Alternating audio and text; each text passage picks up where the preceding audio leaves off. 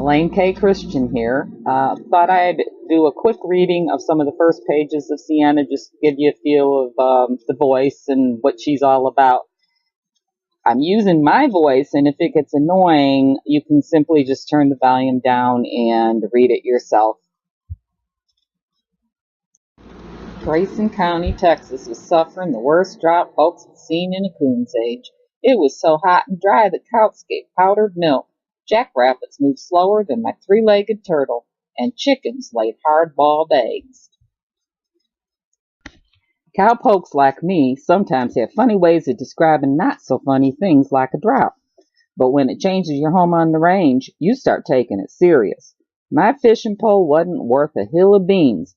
Once my bettermost fishing hole shrunk to a puddle, it was barely big enough for a goldfish to turn around in. And what cowgirl can bear seeing her horse so hot and thirsty that he's fresh out of get up and go?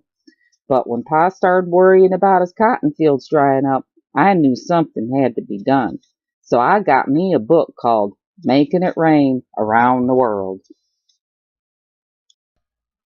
I was reading my book and pondering ways to end that drought when my ma broke the news.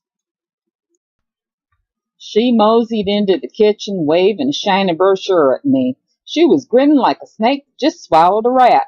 Standing there in her sparkly pink dress, her wings a-quivering from excitement, she said, "Look, fairy camp. I've signed you up for a week of fairy camp." "But I want to go to cowgirl camp," I belly ached. I didn't like that idea one little bit. Clear back when I was in kindergarten at my all-human school, kids teased me about my wings. One boy even tried to pull them off. That's when I made myself human-sized, tucked my wings under my cowgirl shirt, and refused to be a fairy forever. A cowgirl's what I am, and a cowgirl's what I'll always be. "I hate them highfalutin, namby-pamby fairies," I grumbled, fiddling with my lasso. "Nary a one of them fancy pants can rope, ride, or wrangle." I quick shut my mouth as tight as a new pair of boots. I was afraid I'd hurt Ma's fairy feelings, but she didn't look sad at all. Her flaring nostrils were saying she was mad. "That kind of talk is precisely why you are going to fairy camp," Ma said. "There are all kinds of fairies, just like there are all kinds of humans." She rested her forehead in her hand as if she had a headache or something. "You and your preconceived notions. You are so precocious." Ma always calls me that big word, so I looked it up. Precocious. It means I act like an adult. I think it means that I'm smart, clever, talented, and talk good, too. I don't know why she makes it sound like a bad thing, but now I had a pair of new words to figure out. "What in the blazes are preconceived notions?" I asked. Ma said, "It means you get an opinion in your head regarding something of which you have no real knowledge." Pa always says, if you find yourself in a hole, the first thing to do is stop digging. I knew I had dug a pretty big hole when Ma said, "Don't forget, young lady, you are a fairy."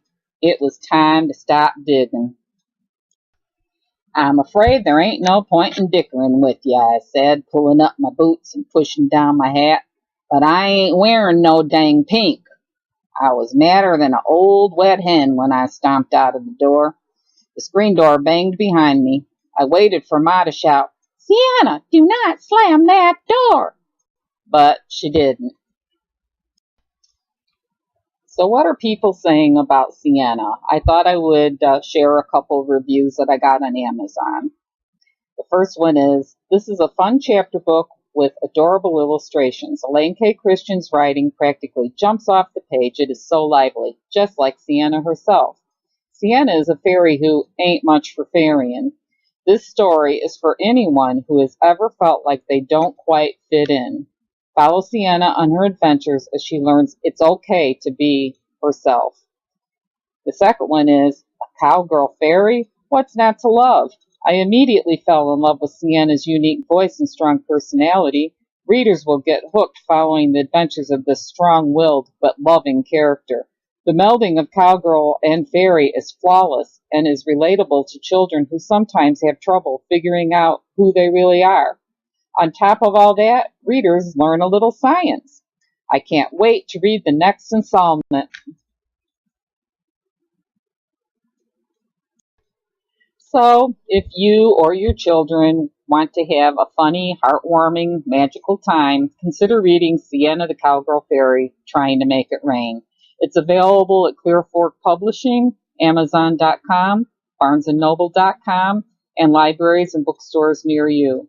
Thank you for taking time to listen to my first pages.